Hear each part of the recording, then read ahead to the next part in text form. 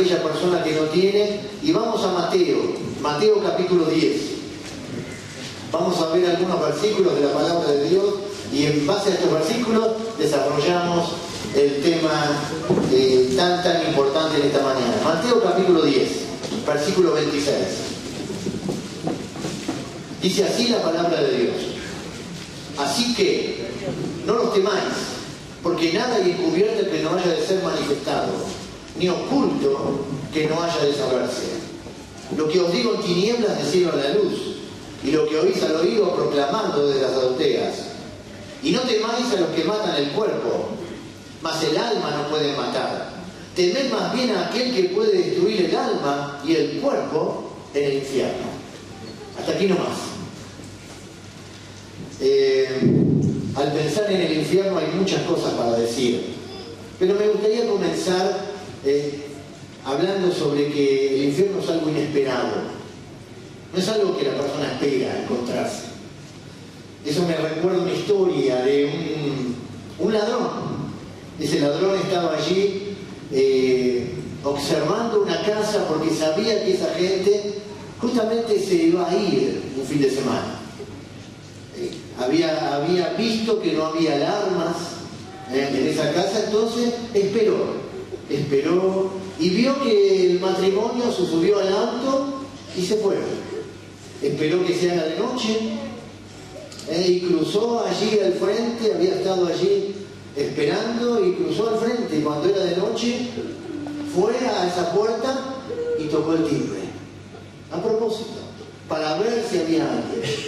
Se quedó allí un tiempo más y volvió a tocar el timbre, y cuando vio que en verdad no había nadie, forzó la cerradura y entró allí en ese lugar. Era de noche, todo oscuro, y él trataba ahí de no llamar la atención, y de repente cuando entra a la casa escucha una voz: yo te veo y Jesús también te ve. Y se quedó.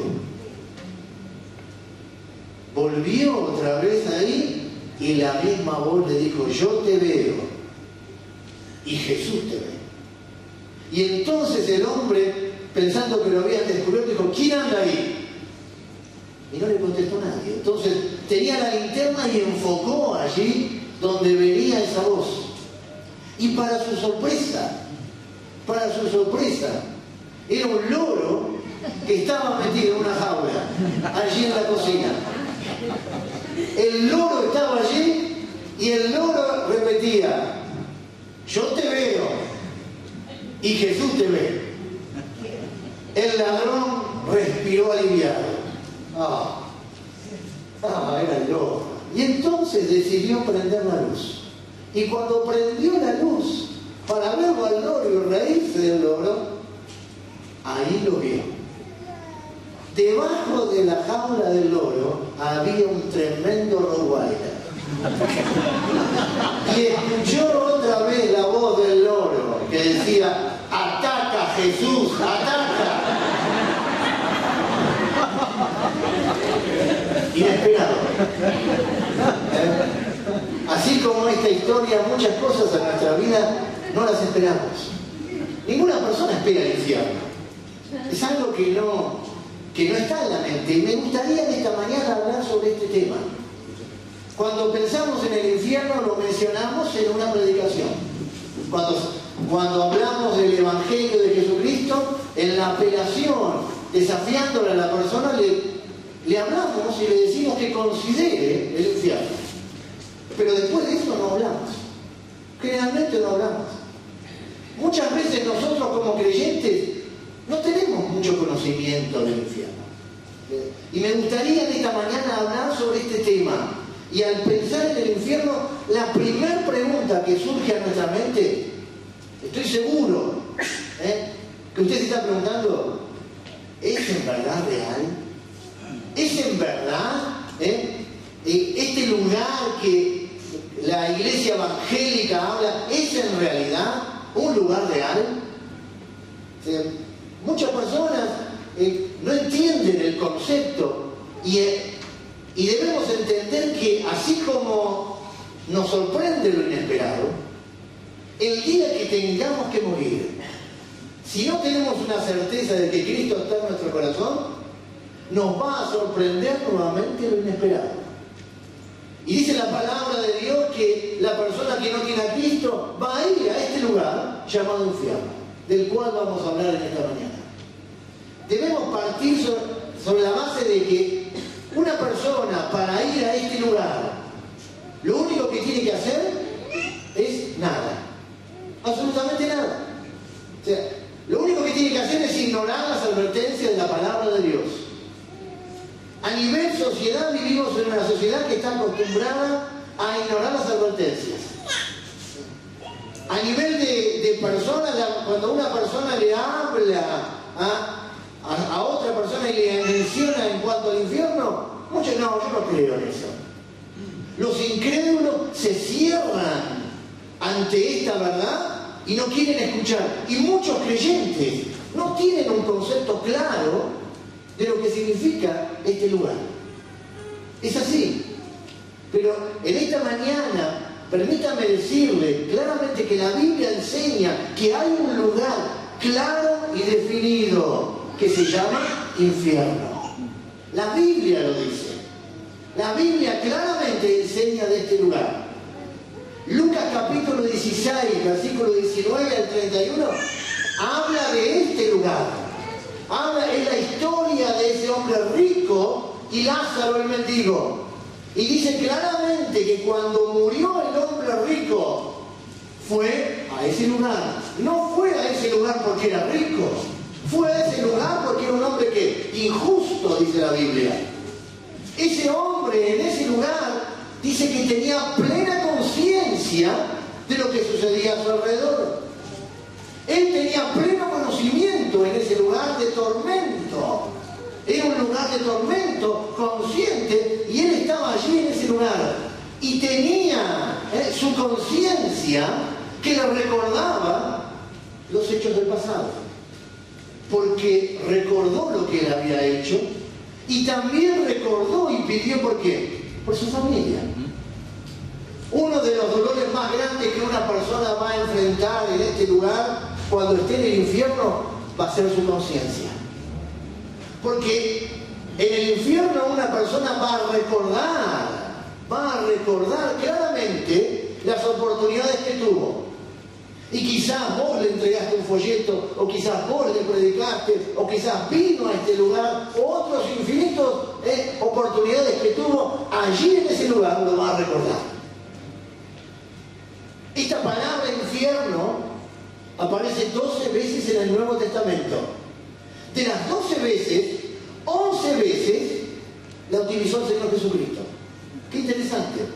Quiere decir que Él creía en un lugar real llamado ¿qué? Infierno. Él creía. Él habló más que ninguna otra persona en la Biblia sobre este lugar. Y es más, habló más del infierno que del cielo. Eso lo sabemos. En su discurso, en el Sermón del Monte, él directamente, hay más de 6 referencias directas a este lugar. En su discurso del Monte de los Olivos, poco antes de morir, él dice claramente, él habla sobre este lugar de castigo, Mateo capítulo 25, y termina en Mateo capítulo 25, versículo 46, cierra ese discurso de una manera increíble, porque dice, e irán estos a la vida eterna y los injustos a la condenación eterna. Quiere decir que él creía en este lugar llamado infierno. Cristo es nuestra principal fuente de conocimiento en cuanto a este lugar, pero no es la única. Es la principal, pero no es la única. Cuando uno va al Nuevo Testamento, hay un desarrollo claro de esta verdad en cuanto al infierno. Y eso es lo que vamos a ver en esta mañana. Cuando uno mira el Antiguo Testamento, va a encontrar algunas referencias. Para referirse al infierno en el Antiguo Testamento hay una palabra que se llama Seol. El Seol. Usted quizás lo leyó, quizás lo buscó, y al pensar en el Seol, según el Antiguo Testamento, en algunas oportunidades significa la tumba. Pero la mayoría de las veces, el Seol está hablando de un lugar de tormento en el cual están las personas que rechazaron la verdad de Dios. Esa es la verdad que usted va a encontrar en el Antiguo Testamento. Pero cuando uno va al Nuevo Testamento, va a encontrar como esta verdad en cuanto al infierno tiene un desarrollo progresivo. Y ya no encontramos una palabra, encontramos varias palabras. Y en esta mañana me gustaría hablar sobre las palabras. Ya que vamos a hablar sobre el infierno, me gustaría tomar, en el Nuevo Testamento aparecen 4 palabras. 4 palabras diferentes para hablar sobre el infierno. Cada una de esas 4 palabras, yo considero que esas 4 palabras están hablando de un compartimiento o un lugar, en este lugar, en este mundo inferior llamado infierno. Cada una de estas palabras está hablando de ese lugar en general, pero está hablando de un compartimiento. Y vamos a ver esta mañana esas palabras. Y a través de esa palabra vamos a ver un desarrollo de esta verdad de lo que significa el infierno. La primera palabra que usted va a encontrar en el Nuevo Testamento para referirse a este lugar es la palabra abismo. ¿Alguna vez lo leyó? El abismo. El abismo. Si uno se fija en la Biblia, en el Nuevo Testamento, esta palabra aparece 9 veces. 9 veces. La palabra abismo significa pozo sin fondo o pozo del abismo. Está hablando de eso, del abismo, es el pozo sin fondo o pozo del abismo. Nuestra versión Reina Valera siempre lo va a traducir como que abismo. Siempre la misma palabra, abismo. Búsquelo en la Biblia y lo desafío a buscar en su concordancia la palabra abismo y va a ver que lo va a encontrar ahí. ¿Qué es el abismo? Es un lugar en donde están confinados un grupo de ángeles caídos. Dice la palabra de Dios. Este grupo de ángeles caídos va a ser soltado durante el tiempo de la tribulación para atormentar a las personas que vivan acá en la tierra y que no sean creyentes. Y usted me dice, ¿de dónde sacaste eso? De la Biblia. Apocalipsis capítulo 9, versículo 1 al 5 habla sobre este lugar y dice claramente que el abismo va a ser abierto y van a salir de allí estos demonios y estos demonios van a atormentar durante 5 meses, dice la palabra de Dios, a toda persona que no sea creyente. Ese es uno de los juicios terribles que va a suceder en el tiempo acá en la tierra cuando la iglesia esté en el cielo. El abismo. El abismo también es el lugar en donde Satanás va a ser encerrado. Apocalipsis capítulo 20, cuando dice versículo 1 y versículo 2, antes de comenzar el milenio, dice que Juan vio ¿qué cosa? A un ángel descender con una gran cadena en la mano, y la llave ¿de qué? Del abismo, y prendió a Satanás, dice, antes que comience el milenio, y lo encerró en ese lugar ¿por cuánto tiempo? 1000 años. Ese es el abismo. El abismo es un lugar en donde están confinados un grupo de demonios que van a ser soltados en un momento determinado.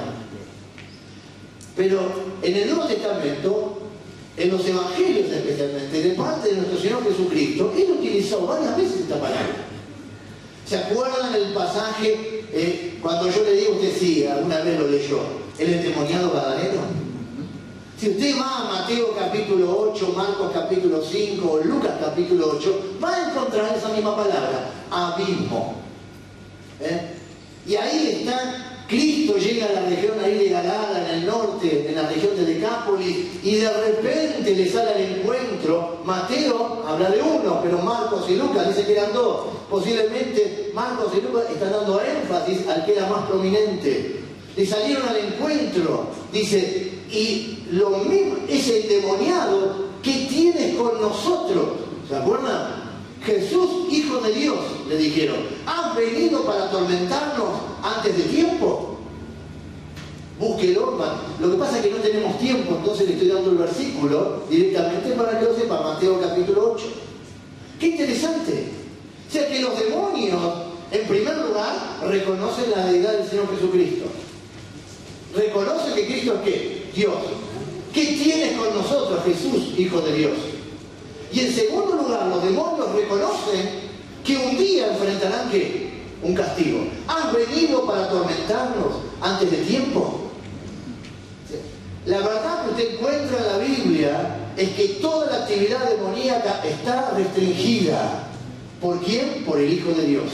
Él es el que tiene la última autoridad. Y los demonios se tienen que sujetar a la persona del Señor Jesucristo. Pero sigue el relato y dice la palabra de Dios que sabiendo los demonios que los iba a sacar de ese hombre, ¿se acuerdan de la historia? ¿Qué le pidieron? Dice que le rogaron. Esa palabra rogar significa continuamente le rogaban que no los enviase ¿a dónde? Al abismo. Que no los enviase al abismo, y sino que les permitiese quedarse en ese lugar. Y entonces vieron ahí que un hato de cerdos, una manada de cerdos, y le pidieron por favor, le pidieron a Cristo que los dejase entrar en ese hato de cerdos. ¿Qué pasaje, no? Y dice la palabra de Dios que entraron ahí. ¿Qué pasaron con los cerdos? Cayeron por un precipicio. ¿Qué proceder tan extraño de parte del Señor Jesucristo? Pero Él estaba enseñando con ese proceder. ¿Por qué Cristo permitió eso? Debemos entender que los demonios, para llevar a cabo su obra, necesitan ¿qué? Un cuerpo. Y es lo mismo un cuerpo de un animal que un cuerpo de una persona. Y para un demonio, Cristo lo permitió porque quiso dar algunas lecciones. En primer lugar, les estaba enseñando a todas esas personas que vivían en esa región que los demonios eran ¿qué? Reales. En segundo lugar, les enseñó a todas esas personas que la liberación había sido ¿qué? Genuina. Los demonios reales, la liberación genuina, pero en tercer lugar, les enseñó a todas esas personas la naturaleza del diablo. ¿El diablo es qué? Un homicida. Juan capítulo 8, versículo 44. Vosotros sois de vuestro padre el diablo, y los deseos de vuestro padre queréis hacer. Él ha sido homicida desde el principio. O sea, el diablo quiere ¿qué? Destruir, quiere matar. Y para el diablo es lo mismo, un animal que una persona. Si Cristo no hubiese liberado a estos hombres, ese es el fin que le esperaba a esta persona. Ese es el fin que le esperaba.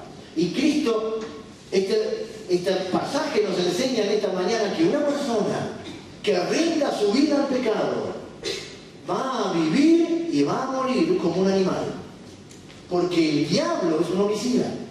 El abismo. Fíjense que los demonios, cuando oyeron esa palabra, el solo hecho de la mención de ir a ese lugar opera como un freno en la actividad de maldad de estos seres que han caído. Del abismo se puede salir, porque en el milenio, cuando termine el milenio, Satanás va a salir. En Apocalipsis vemos que los demonios salen del abismo. Pero ¿quién tiene la llave? El Señor Jesucristo. Juan, Apocalipsis capítulo 1.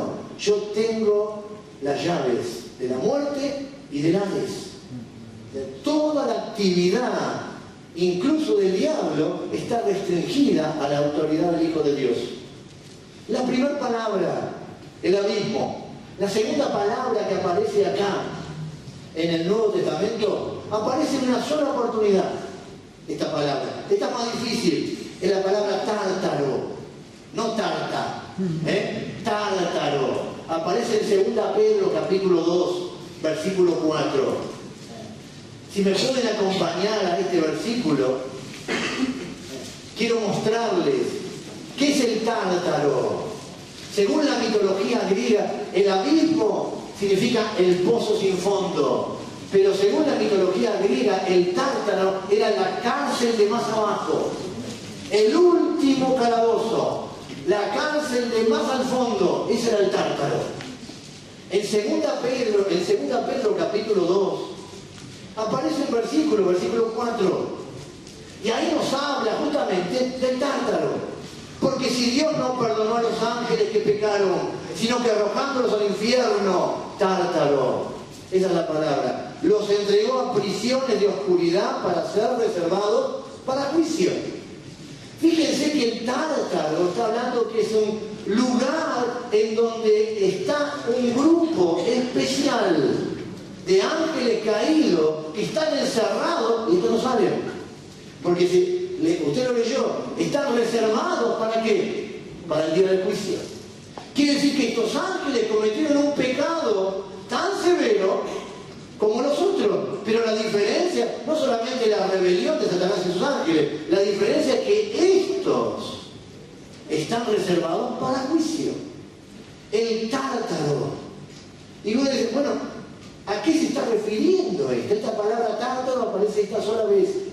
Si usted se fija en 2 Pedro capítulo 2, el contexto de estos versículos está hablando de Génesis. Está hablando de que estos ángeles pecaron. Hay algún pecado específico de estos ángeles en el tiempo de Génesis. Porque si usted se fija, versículo 5, está hablando, primero habló del pecado de los ángeles. En segundo lugar, versículo 5, está hablando del diluvio. Versículo 5 está hablando de Génesis capítulo 6 al 8. Usted leyó esa historia. Porque dice, y si Dios no perdonó al mundo antiguo, sino que guardó a Noé. Ese es el diluvio. Pero después sigue, versículos 7 al 9, y está hablando del pecado y del juicio sobre Sodoma y Gomorra. ¿Me va siguiendo? Si usted prestó atención, Pedro nos está dando una cronología de los eventos.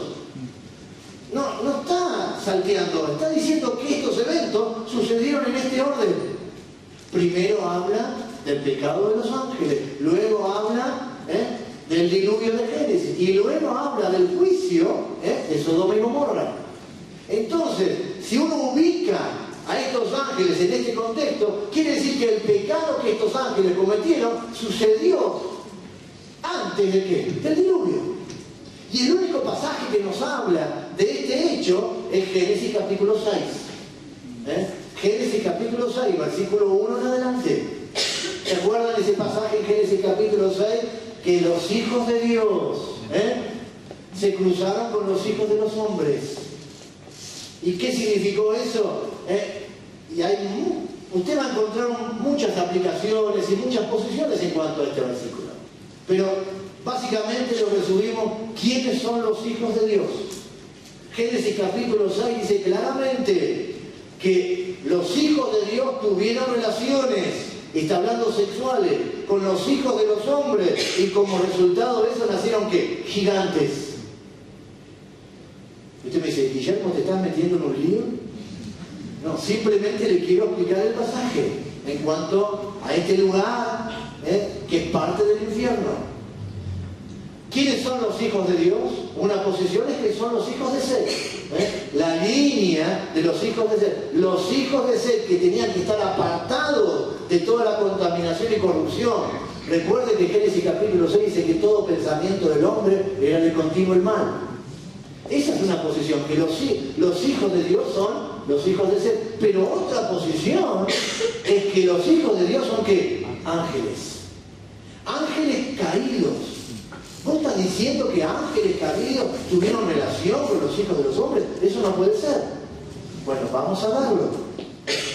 ¿Por qué yo considero que acá está hablando de ángeles caídos, que son demonios, que descendieron para tener relaciones con los hombres? Y de esa manera, ¿para qué? Para contaminar la raza humana e impedir el nacimiento de un Mesías que fuese completamente ¿qué? Humano. En Génesis capítulo 3, el hombre pecó. Y como resultado de ese pecado, antes de pronunciar un juicio sobre la serpiente, sobre la mujer, sobre el hombre, Dios promete, Génesis 3:15, que un redentor. Esa es la primera profecía mesiánica. Dios le está prometiendo al hombre que la simiente de la mujer iba a herir en la cabeza a la serpiente. Esa es muy difícil explicarlo en tan breve tiempo, pero esa es la primera profecía mesiánica. Dios le estaba anunciando a la serpiente y a Adán y Eva que un descendiente de la mujer un día iba a vencer a la serpiente o a Satanás. Entonces Satanás, sabiendo eso, sabiendo que el Mesías tenía que ser 100% humano, entonces quiso contaminar por completo la raza humana para que no haya un Mesías completamente humano. Cuando uno va a la Escritura, hijos de Dios, se menciona a quiénes, a los ángeles. Son ángeles. Bueno, no solamente son ángeles, ¿sí? Pero la mayoría de las veces, ¿se acuerda del pasaje de Job? Que estaban delante de la presencia de Dios, estaban los hijos de Dios, ángeles, y también estaba ¿quién? Satanás. En la Septuaginta, que es la versión, la traducción de toda la Biblia en griego, mejor dicho, del Antiguo Testamento en griego, esa palabra, los hijos de Dios, lo traduce como ángeles. El pasaje paralelo a este pasaje, hay un pasaje paralelo que es Judas. Judas 6 y 7 hablan de lo mismo y menciona el pecado de estos ángeles y lo compara, Judas 6 y 7, con el pecado de Sodoma y Gomorra. Y todos sabemos que el pecado de Sodoma y Gomorra fue un pecado ¿qué? Sexual. Entonces, ¿quiénes son estos ángeles? Son ángeles caídos que quisieron contaminar la raza humana para que no viniese de parte de Dios un Mesías plenamente humano. ¿Y qué es lo que Dios hizo? Los entregó a prisiones de oscuridad. Y están reservados para el momento del juicio. Son distintos a los ángeles del abismo. Porque esto no sale. Están reservados para el momento del juicio de Dios. Usted me dice, no existe la principal objeción a lo que yo estoy diciendo, que no existe la el cruce, mejor dicho, entre ángeles y humanos. No existe eso. Es y se toma como base Mateo capítulo 22, versículo 30. Es el pasaje, ¿se acuerdan? En la resurrección seremos, no se casarán ni se darán en casamiento, sino que seremos como ¿quiénes? Como los ángeles de Dios. Pero lea todo el pasaje, porque ese pasaje es ante una pregunta de los saduceos. Los saduceos no creían, en primer lugar, en los ángeles, y en segundo lugar, no creían en la resurrección. Por eso Cristo tomó ese ejemplo para hablar sobre los ángeles. Lo que está diciendo Cristo en Mateo capítulo 22, versículo 30, está diciendo que en la resurrección, es interesante, hay que leer los pasajes. En la resurrección, la persona no va a perder su personalidad. El día, si el Señor tarda y nosotros nos toca pasar por la muerte y morimos, y el día que estemos delante de la presencia del Señor, no perdemos nuestra identidad personal. Eso implica que una mujer va a seguir siendo ¿qué? Mujer.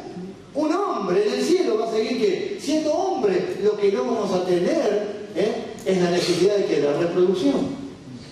Y en cuanto a los ángeles que no se casan y se dan en casamiento, Cristo está hablando de los ángeles del cielo. No está hablando de los ángeles caídos. Los ángeles caídos es otra cosa. Cuando uno va al Antiguo Testamento, va a encontrar que cada vez que aparece un ángel, toma un cuerpo ¿qué? De hombre. Siempre es un hombre. En segundo lugar, hay un dato que es interesante. Cada vez que estos ángeles tienen las mismas funciones que un cuerpo humano. ¿Por qué? Comen, ¿sí o no? Beben, hablan, caminan.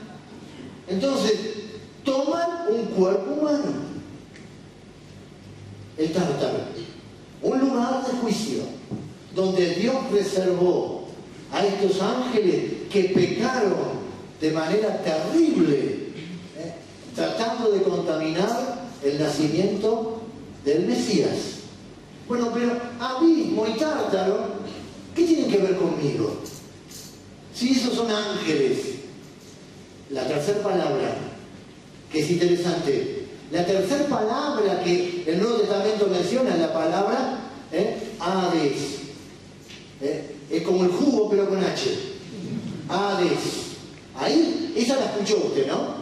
Hades es la misma palabra, en el Antiguo Testamento era Seol, en el Nuevo Testamento es Hades. Esa palabra Hades aparece 10 veces en el Nuevo Testamento. Es interesante. En algunas oportunidades, muy pocas, el Hades habla de la tumba. Pero si usted lee la porción en la cual aparece la palabra Hades, el Hades se está refiriendo a un lugar de tormento consciente de la persona que cuando muere, la persona vive en la tierra, muere y no aceptó a Cristo, va a ir ¿a dónde? Al Hades, a un lugar de tormento consciente, pero no es el lugar final donde una persona va a ir. Hades es la misma palabra que Seol en el Antiguo Testamento. ¿Qué es el Hades? Para que lo entiendan, el Hades, un ejemplo sería como la cárcel local. Pero una cárcel en serio, no nuestras cárceles. La cárcel local, donde la persona está presa, donde la persona está esperando el día del juicio, está esperando la sentencia definitiva y por último el traslado a la penitenciaría donde va a cumplir la sentencia final. El Hades. Hay un pasaje en Apocalipsis capítulo 20, gire unas hojas, luego del milenio. Apocalipsis capítulo 20, luego del milenio, la persona que no tiene a Cristo va a estar ubicada en este lugar. Lo dice la palabra de Dios, no lo decimos nosotros. Cada persona, Juan B. no lo inventó. Es muy importante eso, porque versículo 11 dice, y vi. Versículo 12, y vi. Él vio, y él vio a los muertos, grandes y pequeños, de pie ante Dios. Y los libros fueron abiertos, dice. Y otros libros fueron abiertos, el libro de la vida. Y fueron juzgados los muertos por las cosas que estaban en donde, en los libros. O sea que todo inconverso, toda persona que no tiene a Cristo, un día se va a enfrentar a este juicio. Y Dios va a abrir y le va a mostrar, esta fue tu vida. Esta fue tu vida. Estas fueron tus obras. Esto es lo que hiciste. Pero fíjense lo que dice ahora. Versículo 13. Y el mar entregó los muertos. Porque no todos están enterrados en tierra. Hay gente que fue incinerada, hay gente que pereció en el mar, hay gente... ¿Qué pasa con esa gente? Esa es la pregunta que cuando uno le habla, ¿y qué pasa con eso? Bueno, la Biblia dice que todos de alguna manera van a ser resucitados. Y el mar entregó los muertos que había en él. Y fíjense, y la muerte y el Hades. La muerte habla del cuerpo. El Hades habla de ¿qué? Del alma, el espíritu. El alma es lo que me relaciona con las personas. El espíritu es lo que me relaciona con Dios. Dice la palabra de Dios que un día la muerte, el cuerpo, el Hades, el espíritu, el alma van a estar de pie delante de Dios. Una persona hoy día, cuando muere, ¿a dónde va? ¿Está mal decirle que va al infierno? No. Está bien, está bien. No es ese el lugar para esa persona, porque Dios no quiere, Dios es paciente para con nosotros, no queriendo que ninguno perezca, sino que todos procedan al arrepentimiento, dice la palabra de Dios. El infierno no fue creado para las personas, fue creado para el diablo. Tampoco el diablo está en el infierno. El diablo es el príncipe de este mundo. El diablo va a estar en ese lugar porque él sabe que ese es el lugar en donde va a pasar la eternidad. Pero como es tan astuto, el diablo quiere hacerle creer a usted que el infierno no existe. ¿Entiende? Porque él sabe que va a ir ahí.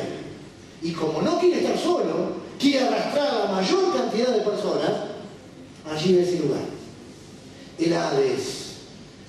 La persona, hoy día, la persona cuando muere, ¿dónde está? En el Hades. un lugar de tormento, consciente, consciente, es la antesala al juicio final. La última palabra, y ya con esto quiero cerrar, y quiero traerles en esta mañana, en cuanto al infierno, del abismo, el tártaro, del Hades, la última palabra, la ajena. Entonces, ¿qué es eso? La ajena. La palabra ajena en griego es la palabra infierno. Es la palabra que más veces aparece en el Nuevo Testamento. 12 veces.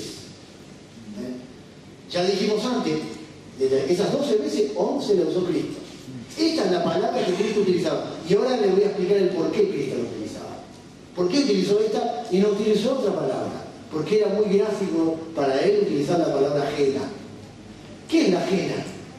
La ajena, para que lo entendamos, es en un sentido más amplio, es el infierno propiamente dicho. La ajena es el lugar en donde Satanás, sus demonios, y toda aquella persona que no haya aceptado a Cristo como su Salvador pasarán la eternidad. Es un lugar de castigo. Fíjense que la ajena, el infierno, va a ser inaugurado por el anticristo y el falso profeta. Ni bien termine la tribulación, dice que antes que comience el milenio, Cristo va a volver, y dice que el diablo no, pero sí el anticristo y el falso profeta fueron lanzados a un lago de fuego y azufre. Ese es el infierno. Ese es el infierno. Ahora, ¿de dónde viene esta palabra? ¿Por qué Cristo lo utilizó? Esta palabra viene, la ajena viene del Valle de Hinnom. ¿Qué es el Valle de Hinnom? Es un valle que queda al oeste de Jerusalén. Mejor dicho, no al oeste, al noreste de Jerusalén. En el tiempo de los reyes perversos. Hoy día uno va a Jerusalén y es un valle, no hay árboles, no hay nada, hay unos pocos olivos, un lugar muy lindo, pero en ese tiempo era un valle lleno de árboles frondosos y un montón de cosas más. En ese lugar los perversos reyes de Israel, del reino del norte, por ejemplo, Acaz. Acaz fue un rey perverso, Segunda Reyes capítulo 16. En ese valle, dice la palabra de Dios, que sacrificaba a los demonios, ¿a quiénes? A sus hijos. Los quemaba en fuego. Terrible, terrible. Tomaba a su hijo y lo sacrificaba, pasándolo por el fuego, dice la palabra de Dios. Matándolo de esa manera, para adorar a quiénes? A los demonios. Ese mismo valle, hubo un rey que fue piadoso, que se llamó Josías. Ese rey fue uno de los últimos reyes en el reino del sur, que tomó ese lugar y lo profanó por completo. Porque él veía y él había aprendido que ahí sacrificaban a personas y era un lugar dedicado a los demonios. Entonces Josías tomó ese lugar del Valle de Hinnom y lo llenó de ¿qué? Basura. Se llenó de basura. Y el Valle de Hinnom se transformó ¿qué? En un basurero. ¿Y en un basurero qué hay? Fuego. En un basurero ¿qué hay? Gusanos. Día y noche ¿qué? Humo, y día y noche hay llamas encendidas. ¿Vieron esos basurales a cielo abierto? Que están ahí, uno pasa por el auto y aún de noche, con el auto de aún de noche, siempre están todos los focos ahí encendidos. El olor, los gusanos, es el gusano que nunca ¿qué? Muere. Cristo, para ir al huerto de Getsemaní o al monte de los olivos, donde él constantemente iba, o cuando iba a Jericó, o cuando iba a Betania, él tenía que descender por el torrente de Cedrón. Al descender por el torrente de Cedrón, él tiene que haber visto en infinidad de veces, por las noches y de día, ese basural que encendido. Esa es la figura que Cristo utilizó para referirse al infierno. El fuego, que nunca se acaba. El fuego, el gusano que no muere. Ese es el lugar en donde Satanás y sus demonios van a pasar allí el resto en la eternidad. no era el lugar preparado para las personas. Pero como resultado de haber rechazado la gracia de Dios, ese lugar también está preparado para las personas. Apocalipsis capítulo 20 dice que la muerte y el Hades, versículo 14, dice que fueron lanzados ¿a dónde? Al lago de fuego. Esta es la muerte segunda. ¿Entiende lo que le quiero decir en esta mañana? Dios en su gracia preparó todo en el cielo. Lo veíamos el domingo pasado. Pero el hombre en su terquedad está haciendo todo lo posible para ir al infierno. La gracia de Dios le provee al hombre lo necesario, pero el hombre deliberadamente rechaza el regalo de Dios. El infierno es lo que nosotros nos merecemos, ¿sí o no? Porque, ¿por qué decís eso? Porque en Romanos capítulo 6, versículo 23, dice claramente que la paga del pecado es ¿qué? Muerte. Es esto. Apocalipsis capítulo 20, versículo 14. Esta es la muerte segunda. La muerte segunda es la eterna separación de la persona, del inconverso, de la presencia de Dios. Dios es un Dios santo. Dios es un Dios que le ama, me ama y te ama a vos, pero no tolera de ninguna manera el pecado. Para eso envió a su Hijo. Pero si la persona deliberadamente rechaza el regalo de Dios, no puede existir nunca el pecado con la santidad. El infierno es lo que yo me merezco, pero el cielo es lo que Dios me regala. La paga del pecado es muerte, más la dádiva de Dios, el regalo de Dios es ¿qué? Es vida eterna. El infierno es muerte eterna. El cielo es ¿qué? Vida eterna. Vida eterna en Cristo Jesús.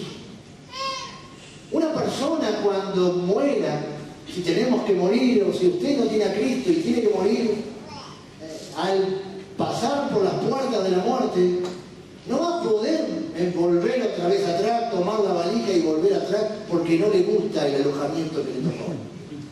O sea, la persona, así como la muerte nos encuentra, la eternidad nos mantiene. Es así. No hay otra escapatoria. No existe otra escapatoria. Y termino con una historia en cuanto a lo que es el infierno y el cielo. Un hombre, un ateo, un hombre que siempre había ridiculizado lo que era el concepto del cielo y el infierno. Negaba la existencia de Dios. Tenía sus posesiones, pero se estaba muriendo. Y sus amigos estaban allí alrededor de la cama. Y mientras este hombre moría, le pidió a uno de sus amigos que le traiga una Biblia. Y entonces, mientras estaba allí, comenzó a buscar. Y buscaba de acá para allá. Entonces, uno de sus familiares se acercó y le dijo: ¿para qué buscas en la Biblia si vos sos ateo? ¿No sabía que no sos ateo? ¿Sos creyente? Y el hombre le dijo: no soy creyente. ¿Y entonces qué estás haciendo? Y el hombre le dijo: estoy buscando formas de escaparme. Estoy buscando formas de escaparme. No existe forma. Hay un solo camino.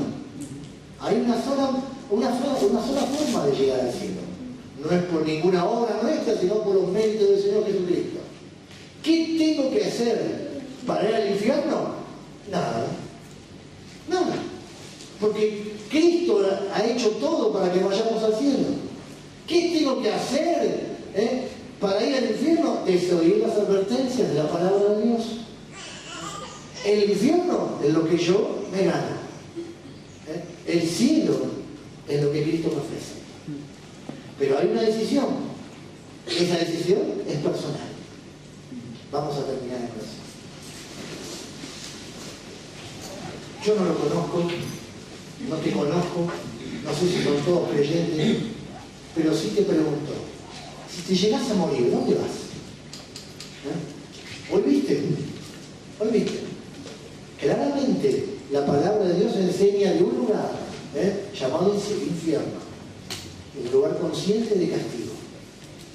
¿Qué es lo que tenés que hacer para ir al cielo?